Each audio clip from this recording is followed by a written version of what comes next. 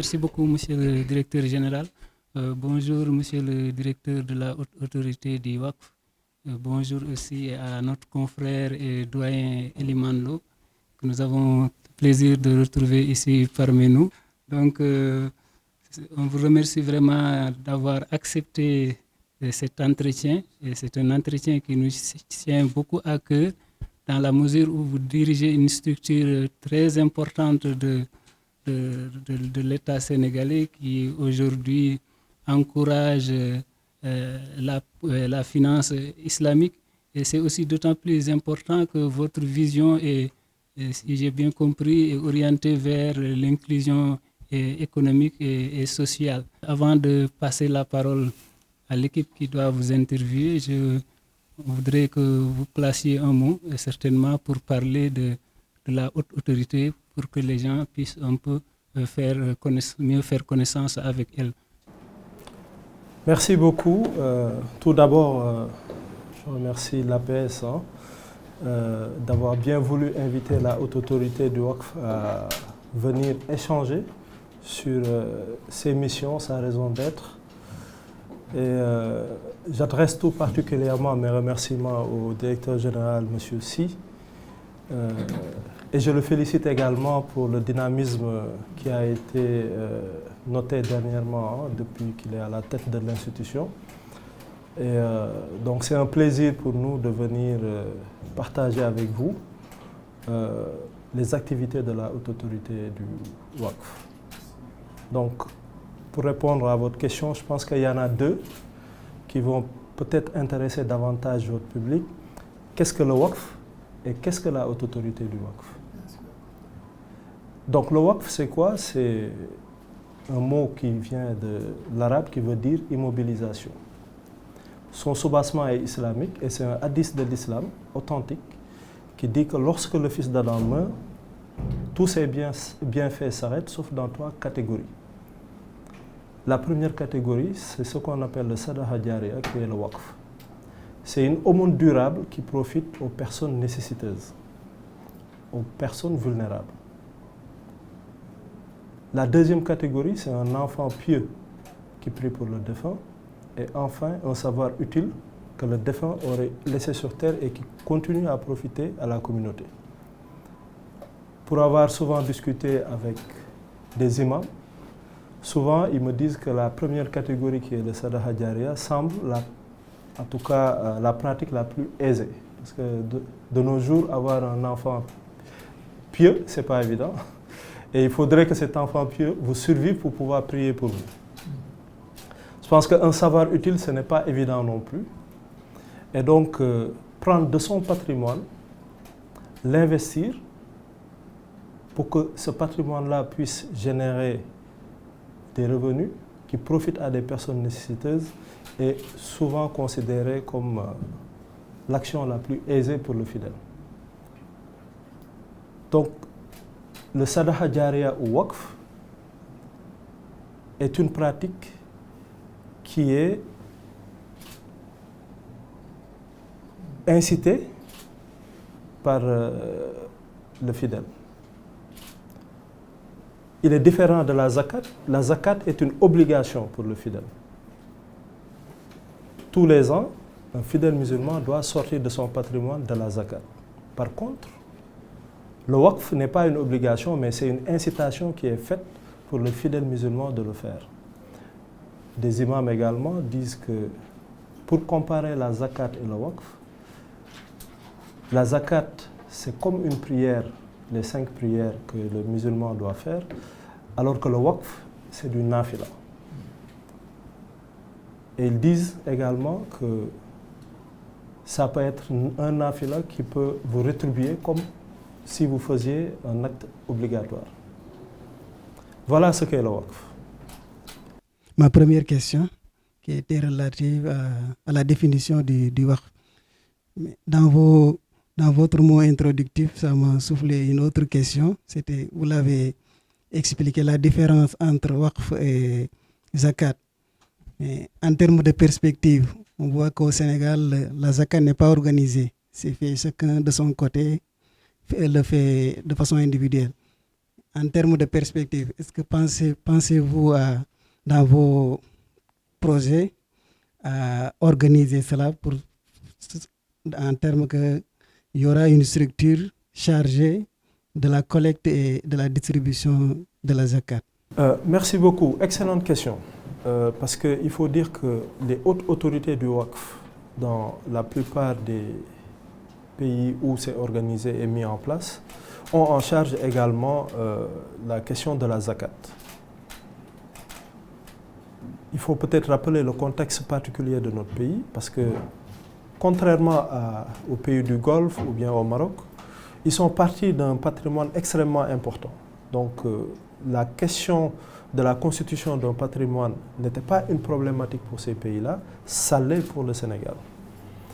Donc peut-être partant de cela, l'État a d'abord retenu de permettre à l'institution de prendre ses marques, de pouvoir se développer, de constituer le patrimoine Waqf public au Sénégal. Mais cependant, la question reste entière et tout récemment, il est prévu d'organiser prochainement une conférence nationale qui va échanger sur les questions liées à la zakat et son institutionnalisation dans notre pays. Il y a des travaux par le passé qui ont été réalisés, qui permettaient même d'ailleurs de préparer cette conférence à venir. Mais toujours est-il que pour discuter de ces points-là, il est important que l'écosystème également puisse s'exprimer. Et donc je pense que voilà, c'est une excellente démarche aujourd'hui que de voir que l'écosystème lui-même s'en est approprié et a appelé la haute autorité du Waqf à venir en discuter. Plusieurs idées et modèles peuvent y émerger et seront soumis à l'appréciation des autorités. Mais à ce jour, effectivement, c'est une question importante parce que la zakat est une obligation pour le fidèle musulman. Mais les modèles, plusieurs modèles peuvent exister et je pense qu'il est toujours bon de laisser l'écosystème, de partager sur cette question-là. Parce que la question de la zakat également, il y a une autre problématique à l'intérieur, c'est le calcul de la zakat. Vous avez plusieurs écoles. Voilà. Donc je pense que ce serait voilà, un cadre idéal de discussion pour voir quelles sont les voies à emprunter dans ce sens. Merci, monsieur le directeur. En fait, plusieurs pays pratiquent le Waqf. Et quels sont les enjeux pour le Sénégal de faire une telle pratique? Merci beaucoup. L'enjeu du Waqf dans notre pays, il réside même dans l'essence du Waqf. Pourquoi le Waqf? Il faut dire que le modèle de Waqf qui se développe de plus en plus dans le monde aujourd'hui, c'est le Waqf d'investissement. C'est le Waqf productif. C'est ce que dans d'autres pays, on appelle le Waqf de rente également. Mais venons-en au Waqf d'investissement. Qu'est-ce qu'il s'agit de faire? Quand vous faites du Waqf d'investissement, c'est que vous immobilisez une partie de votre patrimoine. Et vous visez la génération de revenus, de flux financiers qui peuvent permettre de prendre en charge des personnes vulnérables. Qu'est-ce qu'il s'agit?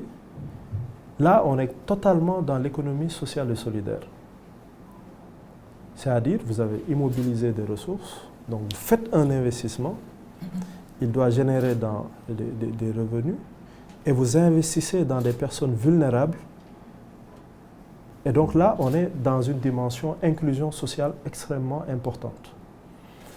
Et cela vient en appoint aux actions menées par l'État.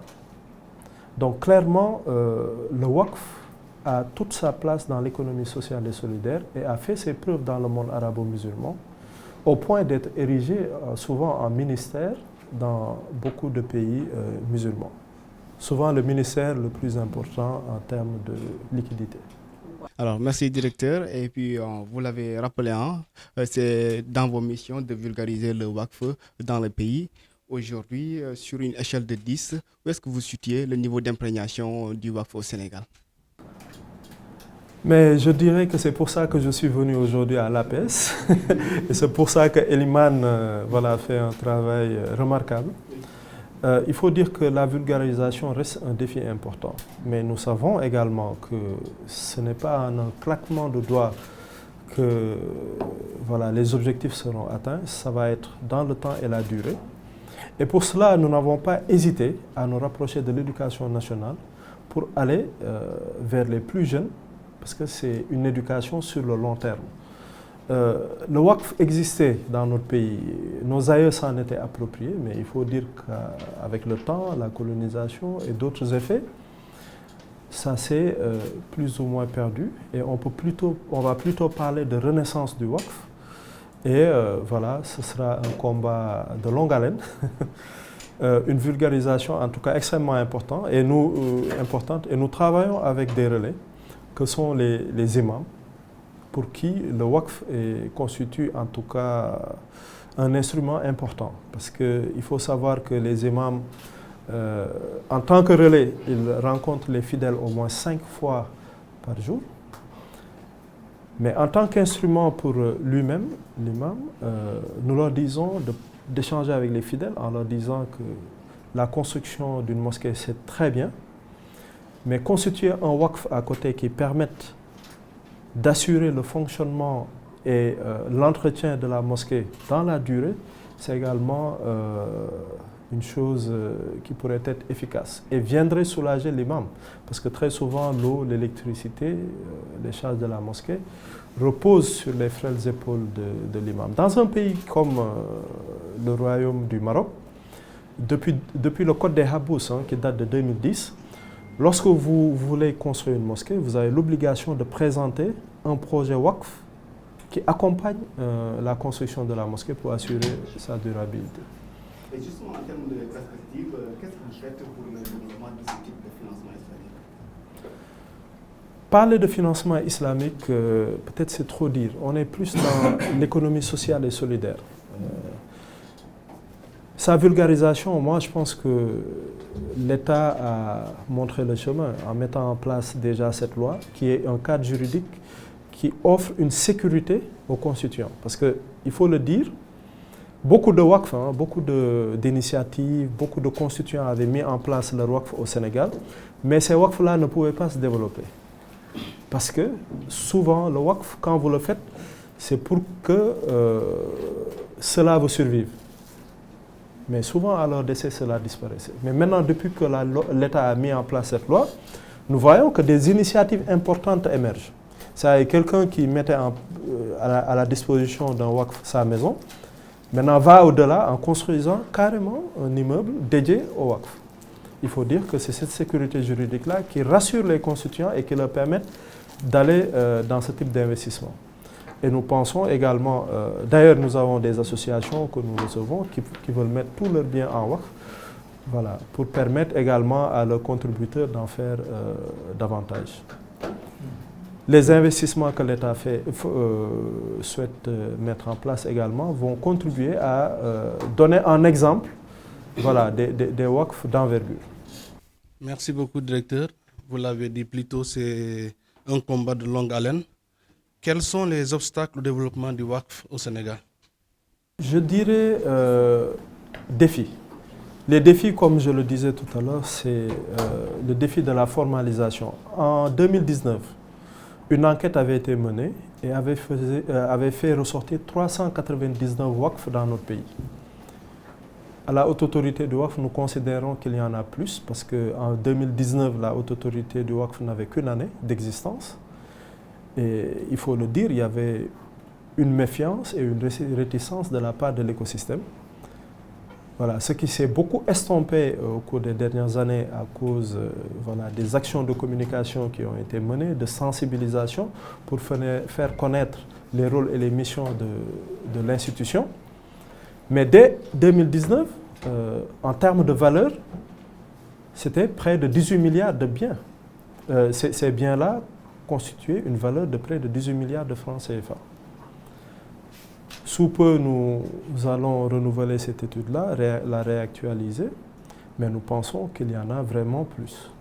Et donc, les efforts faits par l'État, les actions de communication et de sensibilisation ont permis de voir que des WACF d'envergure se sont constitués. Et nous sommes convaincus que de la réactualisation de cette enquête En tout cas, nous verrons que le WACF s'est beaucoup développé dans notre pays, mais il reste beaucoup à faire. Merci, directeur. Donc, ma question, c'est par rapport aux défis. Quels sont les défis à relever dans ce domaine pour notre pays, le Sénégal? J'ai parlé de la formalisation, mais il faut dire que du point de vue de la loi également, il y a beaucoup d'obstacles à la formalisation. En tout cas, je pense que les rédacteurs à l'époque étaient tellement prudents que voilà, il y a eu quand même des barrières. Ça a été identifié et nous avons mené des travaux pour lever ces différentes contraintes. À titre d'exemple, dans notre pays, quand vous voulez faire un WACF, ce qui est pris en compte, par exemple, pour les biens immobiliers, c'est les titres fonciers. Si je prends l'exemple du Royaume du Maroc, un acte administratif est suffisant, notamment pour le WACF agricole, ce qui explique peut-être les 85 000 hectares de biens WACF au Royaume du Maroc. D'autres obstacles sont liés également au coût de la formalisation, notamment lorsque les constituants vont vers le notaire pour formaliser et mettre en place leur WACF. Mais sur ce point-là, je rassure les constituants parce que des discussions avec le ministre des Finances, il est ressorti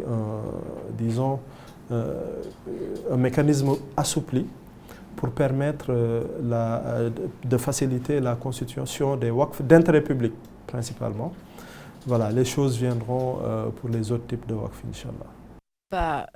Vous avez, à l'entame de votre propos, cité quelques pays qui sont des références et des pionniers à propos de la finance islamique. Parmi ces pays qui sont pionniers, est-ce qu'il y en a certains qui sont partenaires de l'État du Sénégal dans le développement de la finance islamique? Et si oui, quelles sont les formes de partenariat qui sont entretenues entre ces États et le Sénégal? Merci beaucoup. Pour le segment du WACF, je pense que vous m'attribuez trop de... parce que la finance islamique est beaucoup plus large que cela. Mais s'agissant du WACF, la haute autorité du WACF, depuis qu'elle a démarré ses activités, bien avant d'ailleurs, une étude de faisabilité était faite et une délégation avait visité le Royaume du Maroc. Il faut dire que notre modèle est plus proche de celui du Royaume du Maroc. Mais des partenariats depuis le démarrage des activités en 2018 ont été noués avec les pays du Golfe principalement. Donc nous avons des relations étroites avec les Émirats arabes unis. D'ailleurs, en 2022, au mois de décembre, 19 imams avaient fait le voyage auprès de notre partenaire, qui est la haute autorité du WACF aux Émirats arabes unis, pour des sessions de formation et de sensibilisation sur le WACF, pour leur permettre de vulgariser davantage le WACF. Au-delà, nous entrevoyons des partenariats avec le Qatar, le Koweït, mais également le Royaume d'Arabie Saoudite. Donc des missions de bons offices ont été menées, mais également un pays comme la Turquie, où le WACF est très développé, notamment en termes d'hôtellerie. Sur le plan culturel également, vous avez beaucoup de musées qui sont des WACF. Je pense que dès cette année, une convention de partenariat sera nouée également avec la Turquie. Comme je l'ai dit également, le Maroc plus spécifiquement, nous souhaitons nous inspirer de leur modèle en matière de WACF agricole. Parce que l'agriculture est un secteur important pour notre pays et nous pensons pouvoir travailler dans ce sens avec le Royaume du Maroc également. Merci, monsieur le directeur. Vous avez dit que vous êtes là depuis 2015, 2016 peut-être. Est-ce qu'on peut avoir aujourd'hui une estimation chiffrée du patrimoine de votre autorité, de la structure? Est-ce qu'il y a quelque chose qui est là concrètement, une estimation chiffrée dans le cadre du patrimoine? D'abord, c'est la loi qui date de 2015. L'institution a démarré ses activités en 2018. Voilà. En termes de patrimoine WACF, j'imagine que vous êtes en train de parler du WACF public géré par la haute autorité du WACF. Nous avions démarré par des activités au nord du Sénégal avec le WACF agricole. Mais une expérience dont on a tiré beaucoup d'enseignements. Et nous sommes en train de réorienter notre approche dans le WACF agricole. Et c'est pour ça d'ailleurs que l'expérience du Maroc est extrêmement importante, parce que en termes de WACF, il faut peut-être s'orienter vers, disons,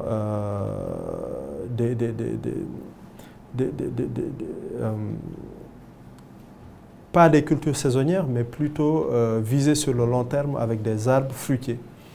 Voilà, donc c'est le modèle que nous visons. Disons, après cela, il y a le WACF immobilier d'art moderne qui a connu beaucoup de retard. Il y avait eu des difficultés d'ordre environnemental. Ces difficultés-là ont été récemment levées. On a été accompagné, il faut le dire, par le chef de l'État.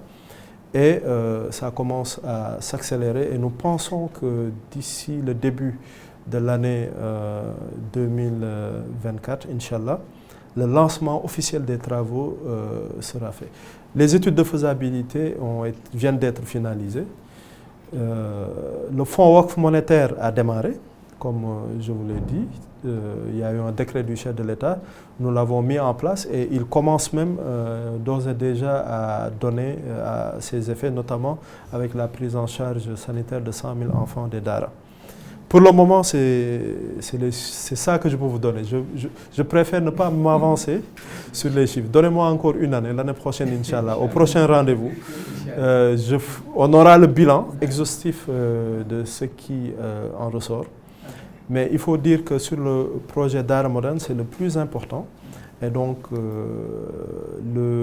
la convention de financement a été signée il y a un peu plus d'une année à Jeddah par l'entreprise du ministre de l'économie et des finances. Merci en tout cas. Merci beaucoup, monsieur le directeur général.